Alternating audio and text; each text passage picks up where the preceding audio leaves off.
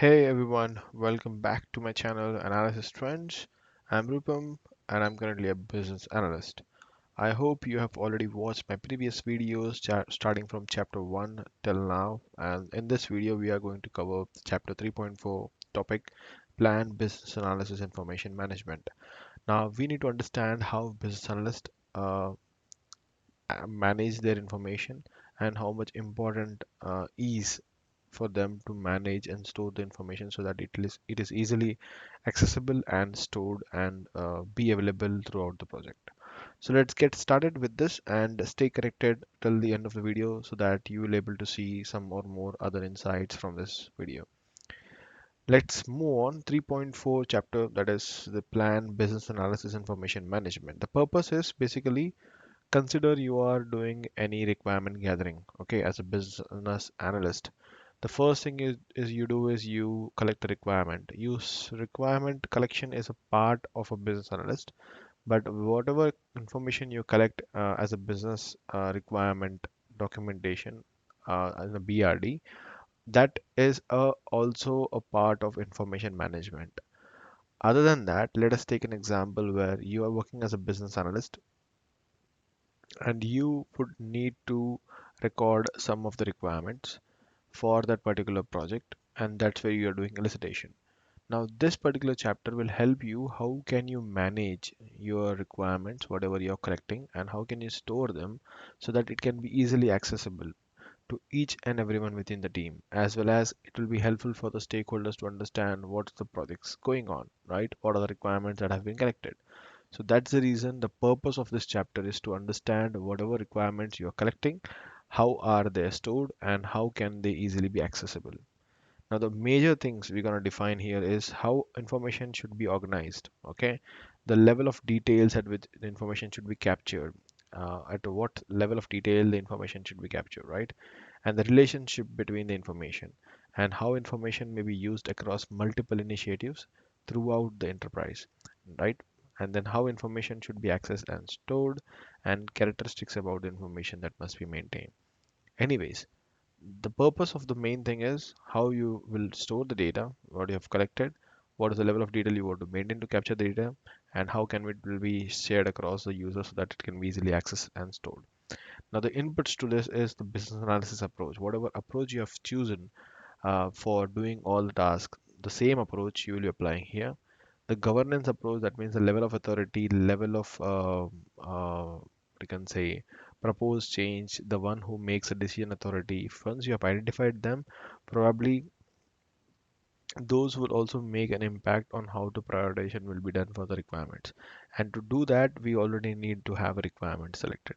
Then you got a stakeholder engagement approach. Basically, these are this particular input help us to communicate and collaborate better with the stakeholders so that we collect requirements and store them in particular locations so that it can be easily accessible.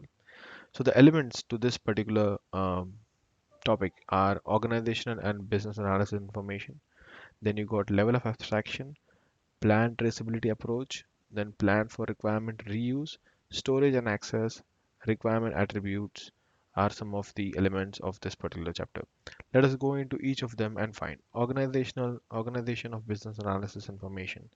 Basically, any organization, any business analysis information that manners, right, efficient access and use. So basically, every information, every organization look to have a business analysis information, right? And it is not difficult to locate. Basically, the information might be a valuable information as well as invaluable information, but as a business analyst, you need to have a particular location that information must be stored because it will help us to get rid of the conflicts with the information what we have collected and what was stored in the meeting. So to avoid the unnecessary dispute, the information should be stored easily. Okay. Now, as a business analyst, a structure should be defined. How would you organize? So, how you want to organize to store that particular information into the system, right? It can be using the any technique, any version of it, but you want to organize it so that you can able to look into that requirements in the future. The level of abstraction defines that how much level of information you want to be storing it, right? If there is a change request, then what is the complexity, what are the each individual requirements that are being taken place and considered you need to be stored in that particular thing. Then you got plan traceability approach. In this video, in this particular topic, you need to understand how would you be able to trace the requirements for a change, right? The complexity of the domain. The first thing is traceability approach based on the complexity of the domain. How complex is the domain? And the number of views of requirement that will be produced, right? And any requirement related to risk, right? And then understanding of the cost and benefit involved within tracing. So this is all about tracing approach. How would you trace all the requirements what you have in the place?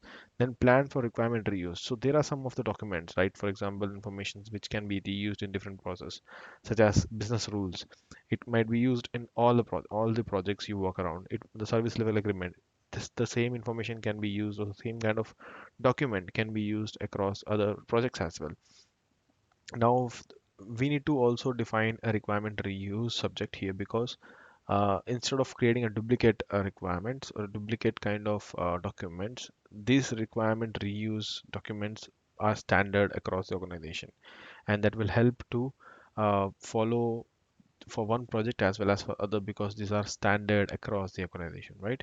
And storage and access, how the information can be stored in organization standard. The information can be stored in the repositories, or some of the information are stored in some of the tools, but ultimately this can be something called Jira or Agile, or you got Trello, you got Kanban, you got Scrum board, you got Sprint board, right? This is where you actually store and access the data just for the requirement, I would say. But all the documents can be stored in the one drive. You got shared drive. You also got the repository, right, where you can store and access the data.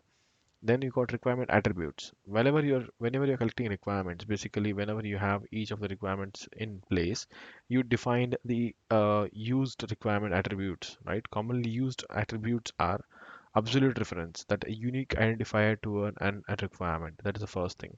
The second thing is an author.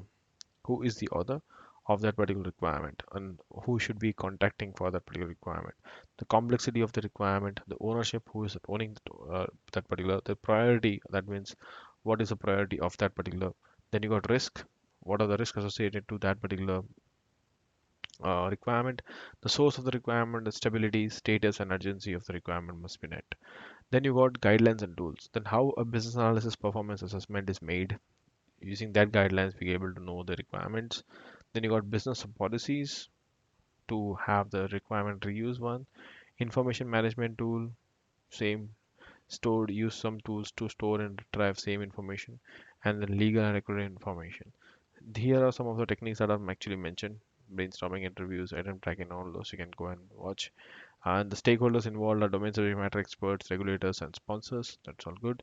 And the output is information management approach. That means how the data would be stored, accessed, utilized during the change and after the change is complete. This is what is discussed in this chapter. So I guess this might be just a general overview. I'm sure I'm doing it as a general overview because it's all about ECBA. Okay, we are focusing on ECBA certification. The point here is, for you to understand, is you need to have a basic understanding of BABOK, at least for the first stage.